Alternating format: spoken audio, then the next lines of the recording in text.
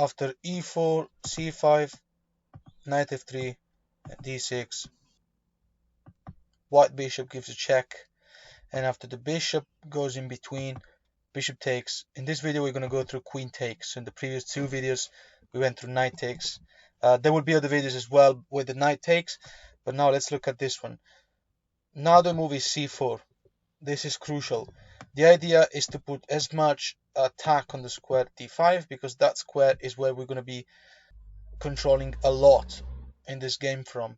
So c4, two main moves will be explored, knight c6 and knight f6, at least in this video, but then we will go on, there will be more videos about this. So let's look at knight c6. This now couldn't be simpler, because white will play the typical d4 move, and you'd be wondering why. It looked like we're playing the Moscow because we are avoiding playing such a mainline type of idea. But after pawn takes and knight takes, the only unusual thing in this Sicilian is that we have a pawn in c4, and you'll see what happens now. After knight to f6, attacking the pawn and normally developing the knight to c3, defending the pawn. So now lots of normal ways to continue. Let's quickly explore how bad things go when black decides to castle right away, especially because the black player will take quite a bit of time to castle kingside. But anyway, let's see what happens after this, then we'll go on to the next lines, which are a bit more serious. Now white will castle. The situation is already not good for black, you'll see why. After an innocent move like g6, for instance, which is the only good place to put the bishop from, because if you think about it, the bishop doesn't have much future from this diagonal. So now the knight is exchanged. Two ways to take. If black takes with the pawn, in an attempt of kind of reuniting the pawns, and also the queen is still protecting the king somehow. White continues with b4, and the idea was smashing everything around the opponent king, swap of the pawns, and then open the files. There's already no coming back from black, because of the queen b7, for instance, rook b1. These are the best moves. b5 is coming anyway. Best move by black. Black is going to play only best moves right now, but you can see how to win anyway. b5, of course, taking is just extremely favorable for white. And after c5, how to continue. White simply plays bishop to b2 with the threat of removing the knight and go for the rook. Let's see what happens now. A normal move like a6, just to make an example, would be met by a4 with the plan of a5, a6. Then the knight will have idea of playing knight a4, and the game plays itself. Instead of e6, black plays rook to g8, which is the best move. Then still, a5 is coming, a4 is coming, and game carries on. White's position is just completely winning. So in this position, before after taking the knight, let's see what happens after queen takes, which seems safer. Anyway, white's development is just too much better. Bishop e3, and we're going for the pawn in a7. The bishop is unlikely to get trapped in that square, because knight b5 would protect the bishop. The pawn in c4 can never be taken by the queen because of rook c1. Obviously, these are very basic things to say. So after king b8, very normal looking move, white continues with e5. The pawn in d6 is pinned. So after knight h5, white continues with knight to b5. Again, this pawn in d6 is pinned. And white is also attacking a7 very well. So after a6, kicking out the knight, the queen goes to d4. Look at the position of the white player. All of these tactics, these very smooth moves were possible because of the black king is less safe. So after queen d4, threatening to win the game, also because when the pawn takes the knight, the pawn can take back and the rooks are coming to the open files. After b6, which is the most defending move the black plays, I mean the only thing that the black can do, the knight will have to go back to c3, but the weakness around the black king has been now maximized. So let's remember, a move like bishop g7 is not possible because g4 trapped the knight. Right now the white player is also putting a lot of pressure on b6. What happens after the only move that can get the knight back into the game, knight e6 or knight f5, for instance? Now white can take the pawn. And now the knight is pinned because the white player will be winning the rook in h8. So after pawn takes back, also because, well, the rook, the queen shouldn't take back, because let's remember that the king is on the same color of this pawn, and and white dark square bishop is still there. So now white continues with knight d5, and this knight is there to stay in this variation. This is our favorite piece in this specific variation, and why not our favorite piece all the time, to be honest. White now has an idea. If white were to play again, he would play b4, fairly obviously. So after black's best move, rook e8, white's best move is queen to d3. Also should have mentioned bishop e7 was not possible, so rook e8 makes bishop e7 possible. Queen d3, and now the idea of the white player, if white were to play again, will simply be bishop takes b6, winning a clean pawn. So what happens now after knight f5, attacking the bishop, which is kind of the only move, because black can't really continue doing something about this pawn. I mean, if black were to do so, then this bishop will not play, this rook will never play, whereas white's development is completely over. White can just put the rook anywhere he wants. So knight f5 at least is doing something. Bishop b6, and we're gonna finish the line in a few seconds. Bishop g7. Now the bishop is finally good to go, and now white's best move is rook a to c1. The idea is to force the pawns to disappear and get the rook to be much stronger. After black's best move, knight e7, there's no point in going through a bishop takes pawn, because it would be really silly for obvious reasons. So after knight e7, white retreats the bishop to e3, also because the knight was the defender of the bishop, so we had to do that. And now pretty much everything wins, whatever black does. There's really nothing that he can do. If black tries this move again for repetition, to attack the bishop again, or simply because swapping will be much favorable for white after we take the pawn and the rook's on open file, this king is going to be targeted pretty soon. After knight f5, white continues with b4. It is much more important that we get to swap these two pawns that are on the same file of this king, so that our rooks and queens become effective, than to protect this bishop, no matter how amazing it is. So let's make a recap. Now after the check and then white blocks like that with the bishop, queen takes, c4 is the move to continue. So in this video we're going through knight c6. Okay, we play the normal move d4, pawn takes, knight takes, and then after knight f6, knight c3 defending the pawn. There's plenty to see. How do we consider this move? e5, which is very popular, as you all know. Now the knight goes to c2, and you'll understand why in a minute. Looks like black is just fine here, but actually the control of the square d5 is always going to be of the white player. So bishop e7, and then castle castle. This time, unlike the previous line where the black player was completely annihilated due to the mistake of the long castle, it looks like black has been able to play a decent game. Everything looks completely fine. So what to target now? White plays queen to d3. This will allow the white player to move the knight in c3 without losing the pawn in e4, and also white has potential idea of doubling up the rook on the same file of the queen and put pressure on the weakness of the black player, which is this backward pawn in d6. I mean, that is the price that black has to pay for playing a move like e5 in this situation. So after rook a to c8, targeting the loose pawn, putting the rook on an open file, playing the best move in the position. White continues with rook to d1. Let's very quickly explore a couple of options before we go on to the next scenario.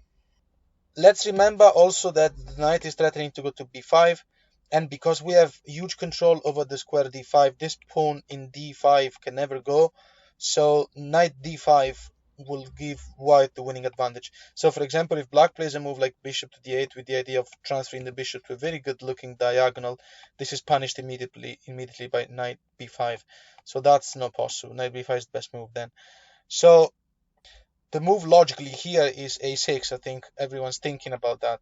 Let's quickly explore this one too. Rook f to d8. White continues now with h3. Crucial move to remember, because, and I've messed up a lot of games myself when I didn't consolidate in my mind that h3 was so important in this game, because bishop a3 is the perfect square to develop the dark square bishop, but then knight g4 is super annoying because you have to retreat the bishop and you're wasting tempos. The knight in g4 in this Moscow variation is very happy to take the bishop in e3. at the end of the day, this is an open game, and so our bishop is precious. So after h3 and a move like a6 that was gonna come anyway, white's best move is b3. You create this pawn chain, which is never bad in this variation. It can be dangerous when black has a fianchetto bishop in g7, but we will go through that after these lines. And then the white player will go on to play knight d5. And white is in a much better position. The engine evaluates this as if white was almost up a piece.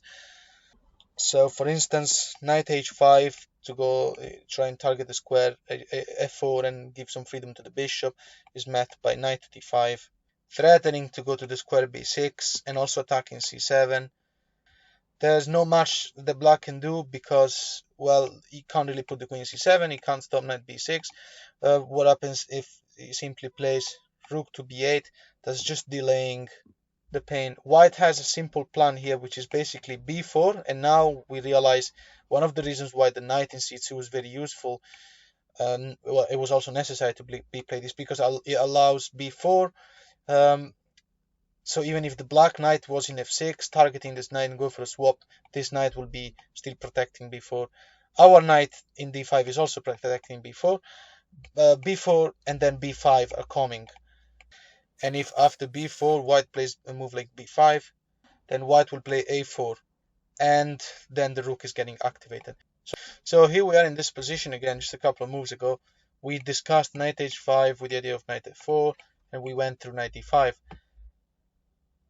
Here it's black to move. If it was our move again, we will play knight e3 to be able to go to d5 and capture back with the knight. So black can't really move anything. There will be plenty of moves here now that would be possible, but so many of them lose stuff, right? b5 is not possible, d5 is not possible. Knight h5, we've seen it. The knight can't really go anywhere else. The black knight going to d4 will just lose material. Knight b4 is not possible because of the knight, and yeah, the black pieces are all stuck in its own territory. So let's have a look at this move. For instance, pawn to h6. Let's see how do we go on. Here the move is a4, which looks weird, but let's remember that we have a crucial knight in c2 in this variation when they play e5. So a4 is there to capitalize on the lack of space that black has, because now we have so much control over b5 and d5, and it's impossible for the black player to stop white from playing b4 b5 and win on that. A move like a5, for instance, seems that it stops b4 from happening, but white will just go on like this now. Knight to e3, and look how great these two knights are looking, right? The number of squares they're able to go to.